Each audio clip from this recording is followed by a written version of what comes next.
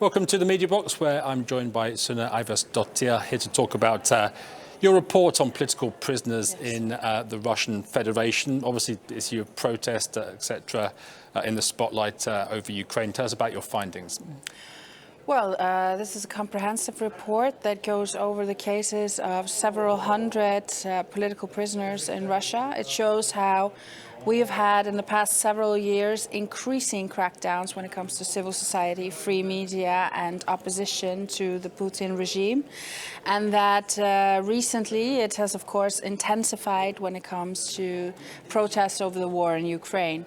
But what I emphasized in my speech yesterday and also in the report is that this crackdown was a necessary precondition for the invasion of Ukraine, really to suffocate all real public debate. So what I said was imprisoning people for expressing their opinions is a lethal weapon against democracy, and that is because it silences people and it sows fear amongst the population, and it is intended to ensure compliance with the ruling elite. So that's why this report was so important, and that's why what we've seen happening in the aftermath of the invasion of Ukraine has been even further crackdown, and that the mask has fallen, in the sense that before the attack, before the war of aggression against Ukraine, the Russian authorities would make up excuses about why they were politically persecuting someone. They would fabricate charges, they would invent evidence, and they would make proceedings about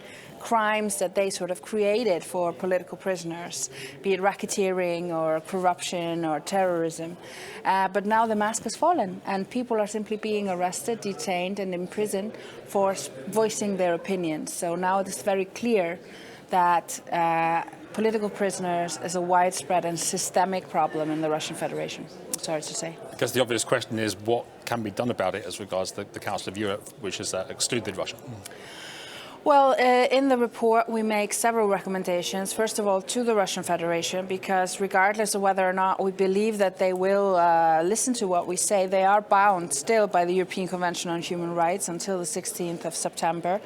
And regardless of that, they're also party to other international treaties where, you know, they have the same kind of obligation not to imprison their population because of their expression of thoughts. So we call on them to release all political prisoners, in particular to release Jehovah's Witnesses, which are detained in droves there, but also those on the list of Memorial Human Rights Foundation, which also has been disbanded in Russia due to new legislation.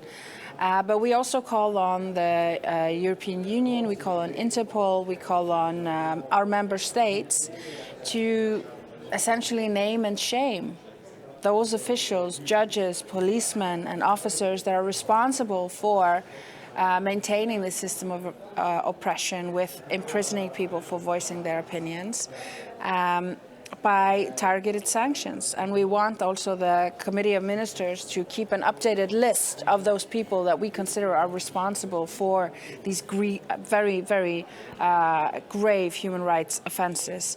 And we also call on Interpol, for example, to be very hesitant and to be very careful when it comes to extradition requests from the Russian Federation if they suspect that they are politically motivated. And we call on the member states of the Council of Europe to consider asylum requests from former political prisoners. So there are various things that we can do to help. But I think the most important thing is to raise visibility, to name, and I would especially like to name my colleague and friend Vladimir Kara-Murza, who was detained after he testified before our committee, in the Legal Affairs Committee in Russia, under this new law that has you prosecuted for simply speaking the truth about the war. The main focus and the main goal of this report is to name names and to ensure that political prisoners in Russia are not forgotten. But I would also like to add that we focus as well on political prisoners in the occupied or temporarily occupied territories of Ukraine, Moldova, Georgia, and specifically on the plight of mayors, local representatives, volunteers, and civil society representatives that have been detained illegally by the Russian forces in Ukraine. Sunna Ævarsdottir, thank you very much for joining us. Thanks for having me.